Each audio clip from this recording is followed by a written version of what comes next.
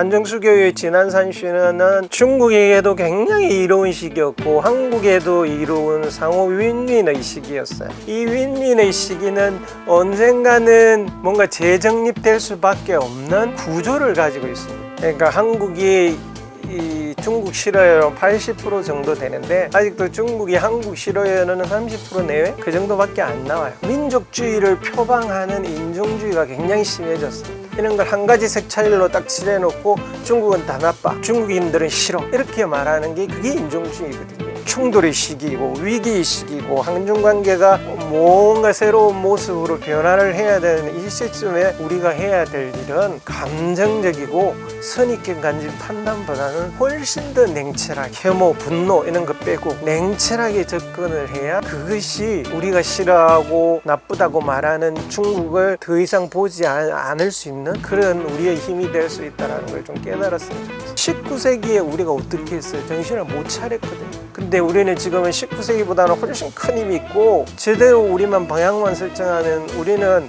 중국의 위압적인 국력에 상관없이 우리가 원하는 방향으로 역사를 진행할 수 있는 국력이 있습니다.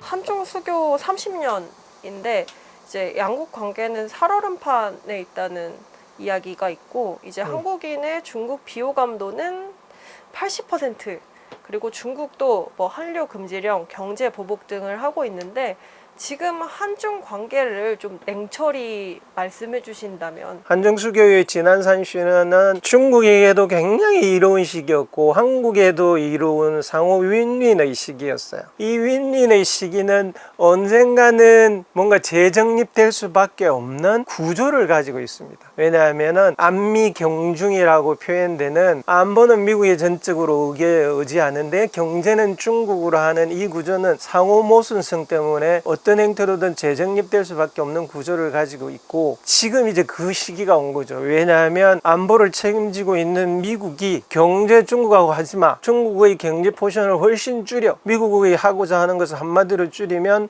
안미 경미하라는 거거든요. 그렇게 했을 때 이제 한국은 지난 30년간 가져오던 중국과의 관계를 어떤 행태로 재정비할 수밖에 없는 굉장히 위기의 시기에 지금 빠져 있는 거죠. 또 이걸 이제 기회의 시기로 만들어야 되는데 기회의 시기를 어떻게 만들 거냐? 안미 경미하는 것이 일단 하나의 선택이 될 수 있겠죠. 문제는 미국의 말만 듣고 선택을 했을 때 미국이 중국으로 받던부터 오던 그 경제적 이익을 보장해 주느냐? 아직 미국이 그런다라는 단 한 번의 언급도 한 적도 없고 언급한다고 하더라도 그럴 가능성은 거의 없어요. 그렇다면 그 다음 우리는 어떤 선택을 할 것인가? 최근에 경제 전문지를 중심으로 안미 경세하자, 안보는 미국으로 계속하고 경제는 세계와 같이 하자 이렇게 하더라고요. 그것도 하나의 대안일 수 있어요. 문제는 이 안미 경세라고 하는 대안이 미국이 들어있어서 그 경세가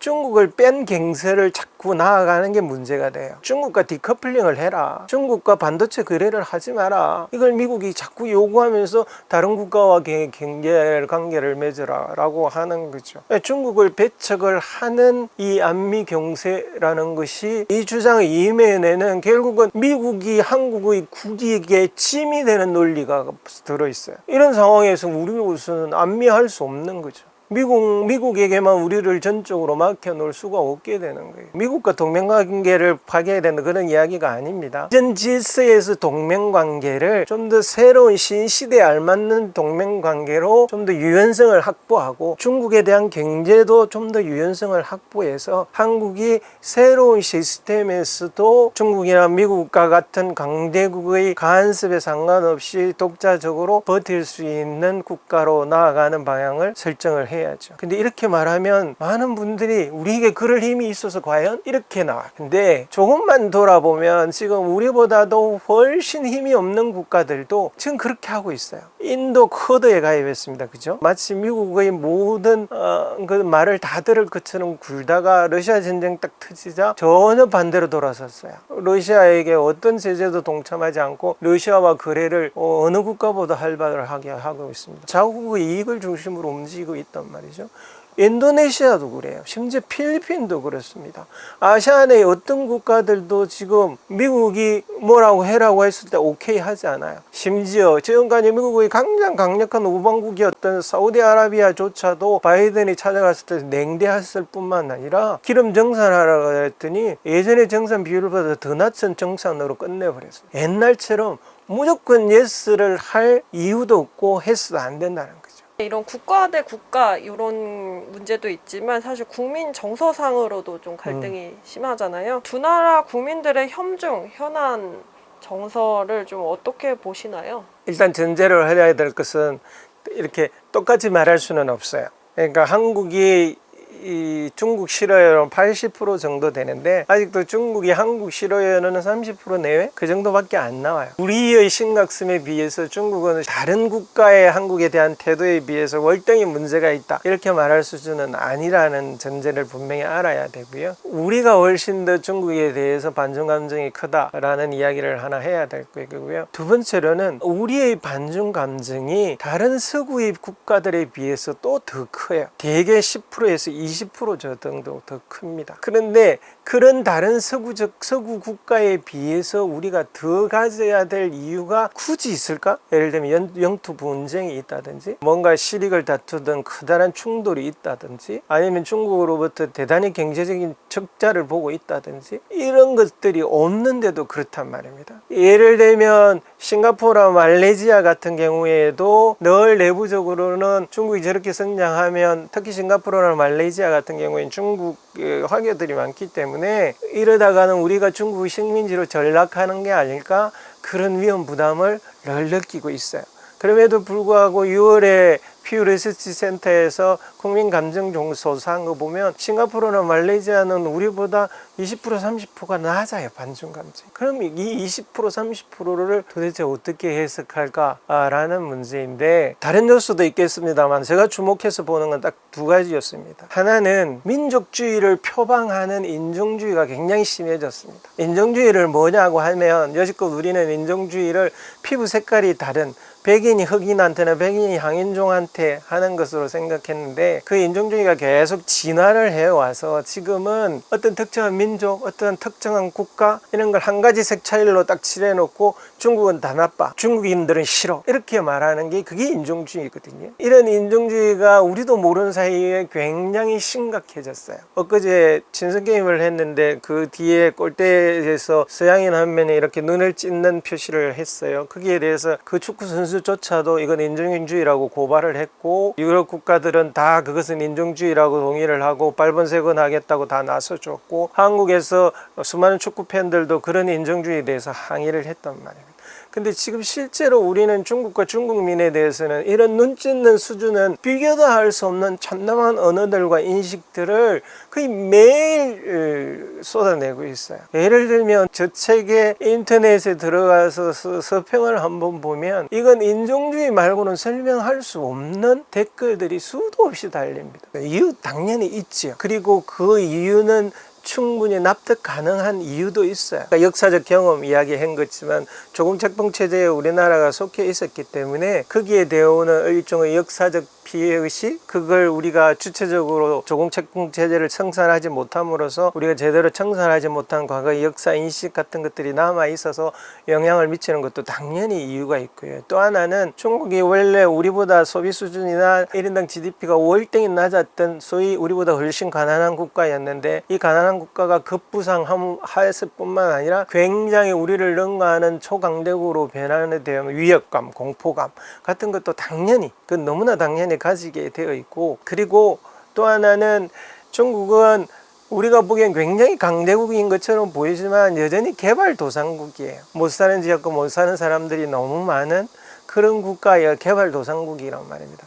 그런 개발도상국들은 아프리카나 라틴 아메리카에서도 보듯이 끊임없이 선진국들을 모방하고 카피하고 하는 것은 굉장히 문화적으로 보나 기술적으로 보나 하나의 역사적인 현상입니다. 개발도상국이 선진국의 기술이나 문화를 카피하지 않고 따라잡을 수 있는 방법은 사실상 없어요. 그런 측면이 있음에도 불구하고 대중들은 사람들은 그런 이성적 판단보다는 감성적으로 훨씬 더 바라보게 되죠. 그렇게 바라보게 하는 데는 끊임없이 그렇게 보이는 나쁜 편견들을 심어줄 수 있는 이야기만 계속 강조한 것도 큰 영향을 미쳤다라고 생각을 해요. 중국한테 피해를 보지 않았느냐, 당하지 않았느냐, 그리고 막 많은 연속공은 막 중국인들이 사신들이 와서 우리나라에 와서 못되게 구는 것만 자꾸 이야기를 해요. 근데 역사가인 저의 입장에서 보면 그런 역사는 굉장히 왜곡된 역사입니다. 그런 역사는 전체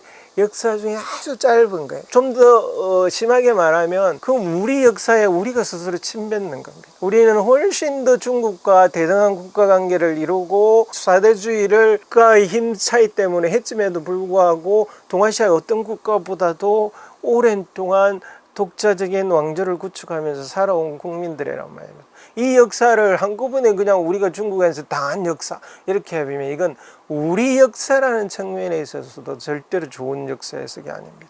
그런 측면에 있어서 지금 우리는 특히 충돌의 시기이고 위기의 시기이고 한중관계가 뭔가 새로운 모습으로 변화를 해야 되는 이 시점에 우리가 해야 될 일은 감정적이고 선입견 가진 판단보다는 훨씬 더 냉철하게 혐오, 분노 이런 거 빼고 냉철하게 접근을 해야 그것이 우리가 싫어하고 나쁘다고 말하는 중국을 더 이상 보지 않을 수 있는 그런 우리의 힘이 될 수 있다는 걸 좀 깨달았으면 좋겠어요. 중국을 혐오하기 이전에 더 이성적으로 살펴봐야 되고 중국을 있는 그대로의 불을 보고 정말 중국이 어떤 것인지 확실히 알아야 우리가 대처를 제대로 해나갈 수 있어요. 위기의 시대에 냉철해져야 호랑이한테 물려도 정신을 차려야면 된다는 우리 속담이 있지만 딱 맞는 19세기에 우리가 어떻게 했어요? 정신을 못 차렸거든요. 근데 우리는 지금은 19세기보다는 훨씬 큰 힘이 있고 제대로 우리만 방향만 설정하면 우리는 중국의 위압적인 국력에 상관없이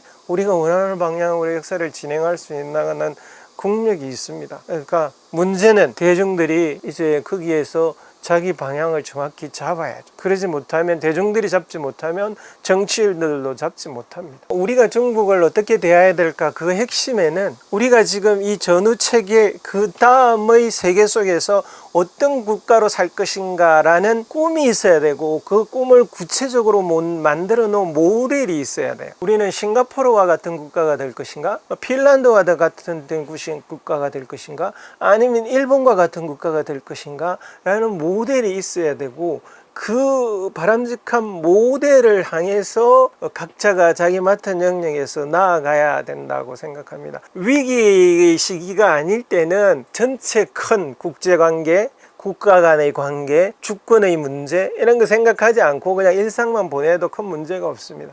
지금은 큰 세계 두 지역에서 지금 하나는 무역전쟁이 일어나고 하나는 실제적 전쟁이 벌어지고 있고 이건 앞으로 우리 지구가 어떤 삶을 살 것인가를 결정할 만큼 중요한 전쟁이 벌어지고 있고 우리는 그 국가들 중에서 다음에 어떻게 살 것인가를 결정할 만한 힘을 가진 G8에서 속했었고 국력은 G10에 속하고 있고 이런 국가란 말이에요. 그래서 그런 꿈에 맞는 행동들을 하고 계획들을 가져야 돼요. 한중 관계도 그 꿈에 맞추면 됩니다. 한미 관계도 그 꿈에 맞추면 돼요. 우리가 이게 여전히 중국이나 미국에 끌려가면서 다시 21세기를 살 것인가?